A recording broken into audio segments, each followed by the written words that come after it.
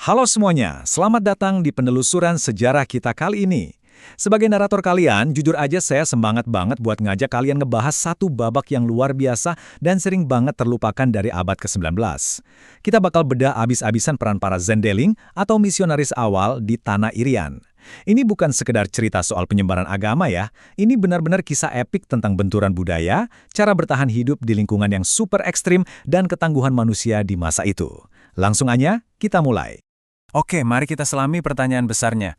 Gimana sih caranya para Zendeling abad ke-19 ini bisa bertahan hidup?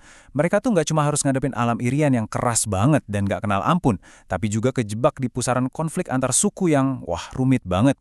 Coba deh kalian bayangin, tiba di tempat yang bahasanya kalian nggak ngerti, budaya dan hukum adatnya beda total, dan alam sekitarnya bisa aja merebut nyawa kalian kapan aja. Nah, realitas gila inilah yang bakal kita bongkar hari ini. Kita masuk ke babak pertama dari kronik ini, yaitu soal kedatangan tenaga baru dan kesulitan yang langsung mereka hadapi.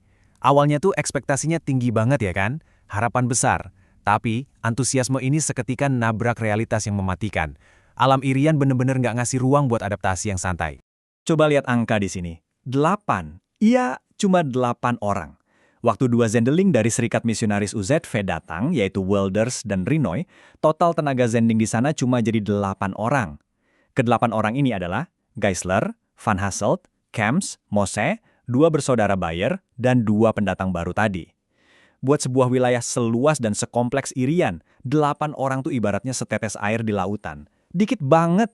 Angka ini benar-benar nekenin seberapa terisolasinya mereka dalam ngejalanin misi raksasa ini. Nah, dari kelompok yang sekecil itu, mereka punya pembagian tugas yang cukup spesifik. Sejarah nyatet ada istilah yang namanya Zendeling tukang. Waktu Karl Bayer dan Camps datang, status mereka tuh ini. Jadi mereka bukan murni pengkhotbah, melainkan misionaris artisan atau gampangnya tukang. Tugas utama mereka adalah diperbantukan di pos-pos yang udah ada buat ngebangun infrastruktur fisik.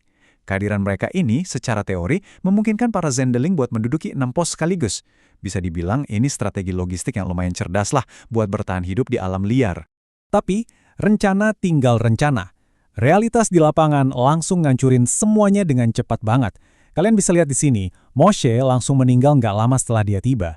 Buntutnya, Rinoy terpaksa dipindah ke Meoswer buat gantiin posisinya, dan dia kerja di sana sampai tahun 1874. Terus yang lebih tragis lagi, Bayer terpaksa ninggalin pos barunya di Ruangen karena istrinya meninggal dunia. Pukulan bertubi-tubi ini benar-benar ngerusak rencana ekspansi mereka. Ujung-ujungnya, cuma satu pos baru yang bisa bertahan, yaitu Andaye. Pos ini letaknya di kaki pegunungan Arfak, di tengah populasi campuran orang Numfor dan Hatam. Jadi alam dan tragedi ini secara harfiah memangkas habis barisan mereka. Dengan jumlah mereka yang makin menyusut, mari kita ubah fokus narasi kita sedikit ke tingkat mikro. Gimana sih para Zendeling yang tersisa ini beroperasi di tempat mereka masing-masing? Semua tenaga yang tersisa ini akhirnya ditarik buat ngerjain pos-pos lama. Kita bakal lihat gimana individu yang berbeda ngambil pendekatan yang beda jauh juga, demi ngejaga harapan tetap hidup di tengah keputusasaan. Dan poin ini dengan sangat brilian ngilustrasiin perbedaan strategi mereka. Di Mansinam, Geisler ngambil langkah super berani. Dia fokus ngebangun infrastruktur fisik, dan dengan tekun mendirikan gereja harapan. Hebatnya, dia ngebangun gereja ini buat kapasitas 200-300 tempat duduk. Ini visi masa depan yang luar biasa optimis. Sementara itu di sisi lain, pada tahun 1866, Van Hasselt Tidore ngadepin situasi yang jauh lebih tegang. Pertikaian antar suku benar-benar ngeganggu pekerjaannya. Jadi beda banget sama Geisler yang bisa fokus ngebangun, Van Hasselt ini harus ekstra hati-hati secara politik buat navigasiin jebakan konflik suku yang mematikan. Hasil dari kegigihannya Geisler ini terekam di satu catatan sejarah yang menurut saya menarik banget.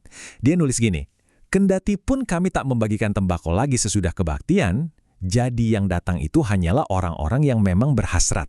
Kenapa ini menarik? Karena sebelumnya, kehadiran penduduk lokal di gereja itu sifatnya transaksional. Mereka datang karena pengen dapat tembakau. Tapi Geisler nyatet, walaupun sekarang yang datang ke gereja jadi lebih dikit, kedatangan mereka tuh teratur dan tulus. Jadi orang-orang yang cuma ngejar tembakau udah pada mundur, nyisain jemaat yang benar-benar punya ketertarikan spiritual murni. Tapi masalahnya, tantangan terbesar mereka itu sama sekali bukan soal jumlah jemaat yang datang ibadah. Tantangan aslinya adalah benturan budaya yang luar biasa ekstrim, terutama kalau udah nyangkut sistem keadilan dan penyelesaian konflik adat. Apa yang masuk akal banget buat masyarakat lokal di sana, seringkali tuh benar-benar nggak bisa dicerna sama logika para Zendeling Eropa ini. Jadi, suatu hari ada satu peristiwa kelam. Orang-orang Arfak ngelapor ke Zendeling kalau suku Waryap habis ngerampok 3 orang dari mereka, dan bahkan bunuh 1 orang. Kok bisa kejadian? Nah, percaya atau enggak, semuanya bermula dari seorang janda di Mansinam.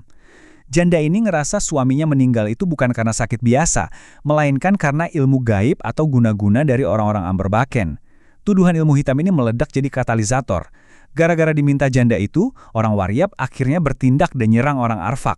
Sekarang, karena tuntutan hukum adat, orang Arfak dipaksa buat nyari keadilan, dan inilah yang memicu rantai balas dendam tak langsung yang bikin pusing kepala.